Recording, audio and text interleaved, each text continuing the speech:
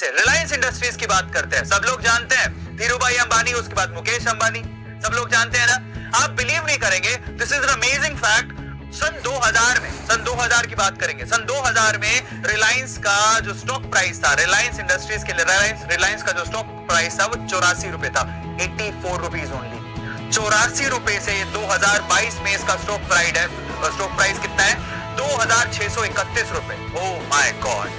जरा समझिए कि अगर आपके मम्मी ने, पापा ने, है ना, या फिर आप अगर यंग हैं, मतलब अगर 2000 में आप इन्वेस्टमेंट कर सकते थे, अगर आप 84 रुपए का एक भी स्टॉक खरीदा होता तो आप 2600 रुपए का होता, और मान लो आपने 100 स्टॉक खरीदे होते तो आप एक बार अंतर चेक कर लो, आपने कितना पैसा अभी तक कमा लिया होता।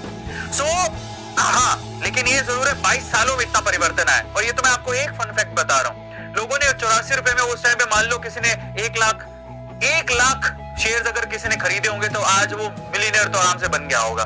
तो ये फन फैक्ट है।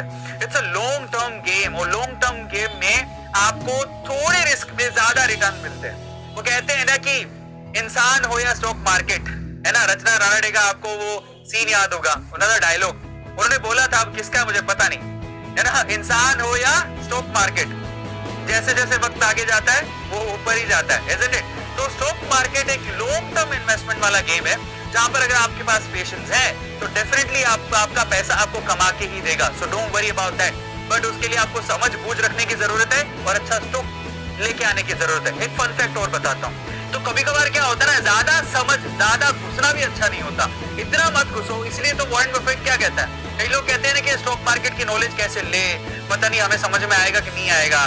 तो वॉरेन बफेट सिंपल सी बात बोलते हैं, वो कहते हैं भैया ये लॉन्ग टर्म इन्वेस्टमेंट गेम है। अगर आप में इतनी हिम्मत है कि आप स्टॉक मार्केट में अपना 10 रुपया या 100 रुपया, एक तो आपको विश्वास होना चाहिए कंपनी पे, और दूसरा अगर आप वो अपना 10 रुपया या 100 रुपया आप अगले 5 साल या 10 साल तक उस कंपनी के अंदर रखने की हिम्मत रखते हो तो डेफिनेटली आप पैसा कमा जाओगे। ये कोई रॉकेट साइंस नहीं है। तो आपको कंपनी में विश्वास होना चाहिए। जैसे मेरी बात करूं, अगर मैं मेरी बात करूं तो मेरे पापा का अकाउंट है एसबीआई के अंदर। वो आज से 20 साल पहले भी था, आज भी है, शायद हमेशा रहेगा। एसबीआई मैं रिकमेंड नहीं कर रहा हूं, ये आपकी चॉइस है, आप पढ़ लिख के इन्वेस्ट करिएगा।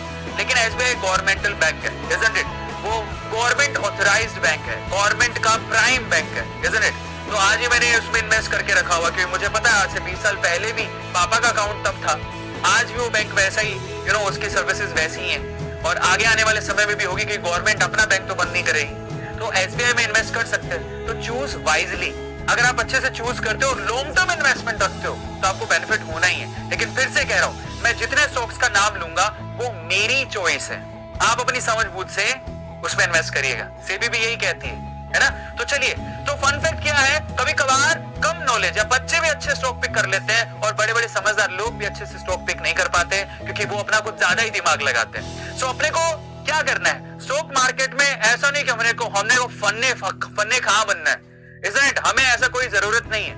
अगर आपको नॉर्मल सी नॉलेज है ना, तो भी आप बहुत अच्छे से पैसा कमा सकते हो, प्रॉफिट कमा सकते हो। और भाई मैं तो इंजीनियरिंग साइंस बैकग्राउंड से हूँ, मेरा कॉमर्स बैकग्राउंड से कोई लेना देना नहीं है। स्टिल मैं आपको बता देता हूँ कि मेरा जितना इन्वेस्टमेंट है उसमें ऑलमोस्ट 40% प्लस का मेरा प्रॉफिट है। मैं इतना प्रॉफिट अभी कमा चुका हूँ, और मेरे को ज्यादा समय नहीं हुआ है स्टॉक मार्केट में इन्वेस्ट करते हुए। So this is literally a good game अगर आप लॉन्ग टर्म इन्वेस्टमेंट करते हैं तो। लेकिन शॉर्ट टर्म इन्वेस्टमेंट है तो वहां पे आपको टेक्निकल एनालिसिस और बहुत सारी चीजें चाहिए रहती है। तो चलिए आज फटाफट